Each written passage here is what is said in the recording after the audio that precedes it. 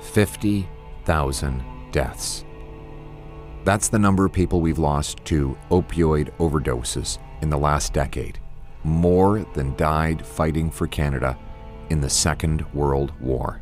The Trudeau-Carney Liberals decriminalized cocaine, heroin, fentanyl, and other deadly drugs, leading to a 200% increase in overdose deaths. They directed prosecutors to stop charging many drug offenses, allowed 99% of shipping containers in without inspection, and spent hundreds of millions of dollars on so-called safe supply opioids that gangsters then resell on the black market, often to kids. Shockingly, Mark Carney said fentanyl addiction is not a crisis in Canada, just a challenge. Fentanyl is an absolute crisis in the United States. It's a challenge here, but it's a crisis there. Meanwhile, people struggling with addiction can't get real help, while the Trudeau-Carney Liberals continue to fund activists, pharmaceutical companies, and bureaucrats that make the problem worse. Our people can't get the help they need to fight their addictions. We know what hasn't worked, but even better than that, we know what will. Take the Bruce Oak Recovery Center in Winnipeg, for example. They've helped over 100 men stay sober for over a year. Or Harvest House in Ottawa, which transformed an abandoned schoolhouse into a treatment center, helping 315 men recover with little support from the government. Or Harvest House in Moncton, a wonderful recovery center I visited a few months back, meeting the brave and brilliant young men and women who are turning their lives around and helping others do the same. But while effective programs like these fight for funding to help more people, the federal government wastes $144 million a year on radical drug policies that have failed and even made the problem worse. Enough. Our common sense plan will bring recovery, not ruin. We will fund life-saving treatment for 50,000 people, helping them get off drugs for good.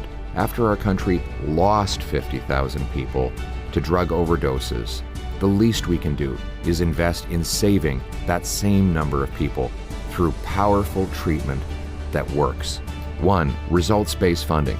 Treatment centers will be paid based on the number of people they help get sober and stay sober. Higher rates will be provided for the most difficult cases, such as those facing long-term homelessness or multiple overdoses. Funds will be paid out gradually as people who receive treatment stay off drugs. Third-party validators will confirm the results are achieved.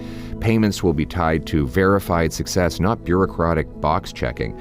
To get new treatment programs off the ground, upfront dollars will go to recovery centers who can attest to prior successes of getting people off drugs.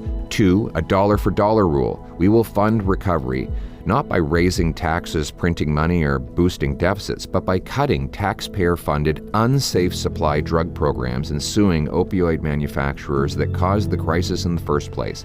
Bureaucrats who push taxpayer-funded drug handouts will be fired.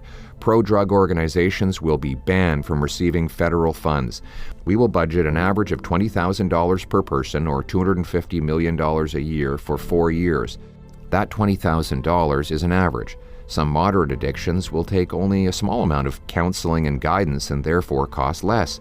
Others might be so severe that they require many months of in-residence care, costing a lot more. We will also treat fentanyl traffickers as the murderers they are. Anyone caught trafficking over 40 milligrams, enough to kill 20 people, will face life in prison.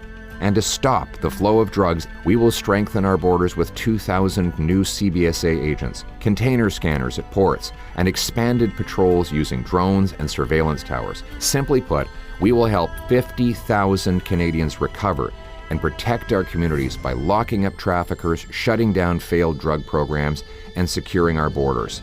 No middlemen, no bureaucracy, just real help for those who need it. Common sense conservatives will work to end the drug crisis and restore our country's promise.